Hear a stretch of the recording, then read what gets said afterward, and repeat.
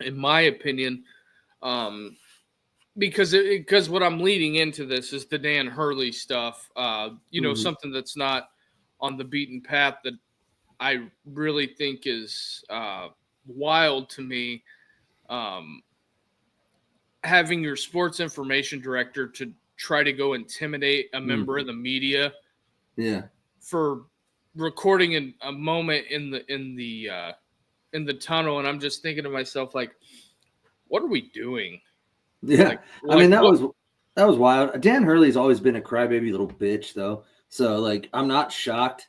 He has always been that way. He's a great coach. Obviously, won 3 national titles or whatever, 2 in a row. I know, but he's always been a little whiny coach when it comes to refs and fouls and things like that. And I was not shocked by that video at all. And I don't think it changes anybody's opinion on Dan Hurley. I think everybody still thinks he's a really good coach who, right or wrong, passionately disagrees about things when it goes against his players. I think Dan Hurley's a good basketball coach, 2-time national champion. The problem you have is that when you make friends or make enemies in your local media, because it brought up a lot of the stuff in the local media that they're sick of him already up there. He's not going anywhere. That local media isn't powerful enough.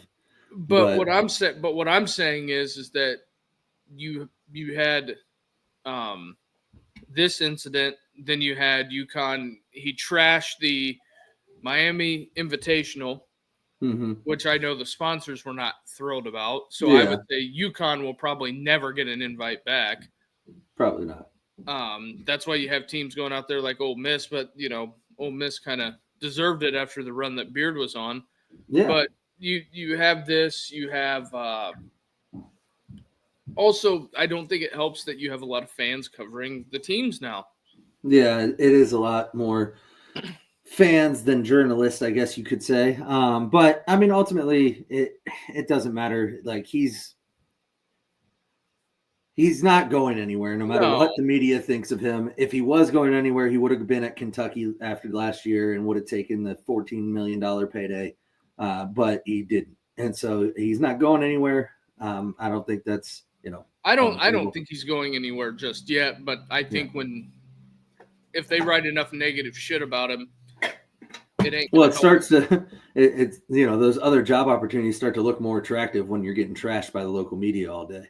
Or have a couple bad years coupled with a bunch of terrible articles, and that's fair. See you later. And then one last thing I want to get into on the basketball front. I thought this was interesting. BYU replaces Mark Pope. Mark Pope replaces Calipari, and Calipari ends up at Arkansas. And I believe all 3 of those teams made the Sweet 16. They sure did.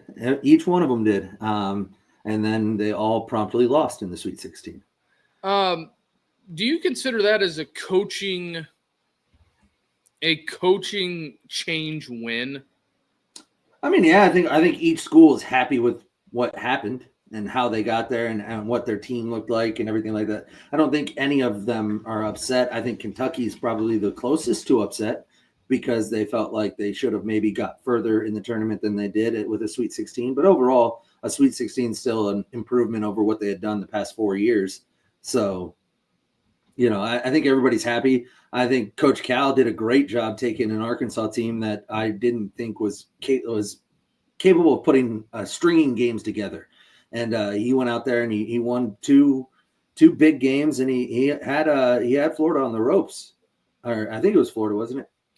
I'm looking right now. It was either Florida or I don't remember now. He had Texas Tech on the ropes. Texas Tech, that's right. Yeah, because they beat St. John's and then played Texas Tech the next game. That's right.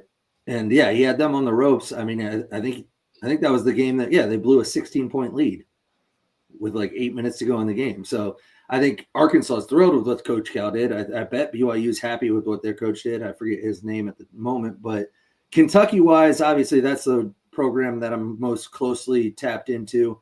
I think overall everybody was happy with the Sweet 16. I think my The only thing that I've heard from negative was Kentucky really didn't show up for that game against Tennessee in the Sweet 16. They just didn't. And a lot of that can be maybe Tennessee's defense and forcing turnovers, things like that. But overall, Kentucky just looked like they didn't even want to be there.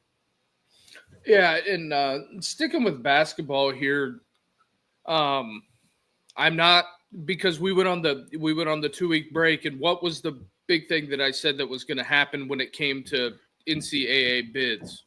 The SEC was going to get a bunch of them. Oh yeah, they got what, 14 teams in? Yeah, they got 14 teams in, and I seen, and this isn't a shot at the Big Ten people, but Big Ten folks, you guys spend money in NIL because all the best players are in the SEC.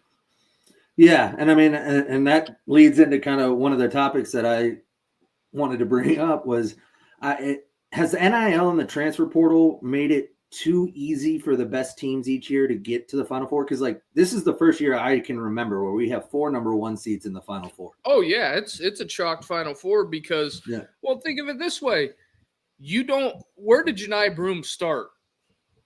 Oh, I don't remember. He didn't get recruited by anybody out of high school. He started at Morehead State. Morehead, right? And then he went to what, Louisville? Went to Louisville and then Auburn. And then Auburn. Yeah, so that's right. There are no more. I'm trying to think of a kid that played great at a mid-major that would have played. Well, I mean, Steph Curry.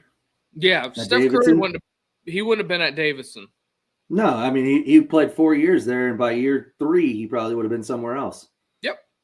And I mean, and so I just are we ever going to see like who was it that went to the Final Four that was like a 13 seed or something like that? Or like there's been a couple of them, Wichita State of the world that goes on a magical run like that stuff's not going to happen as often.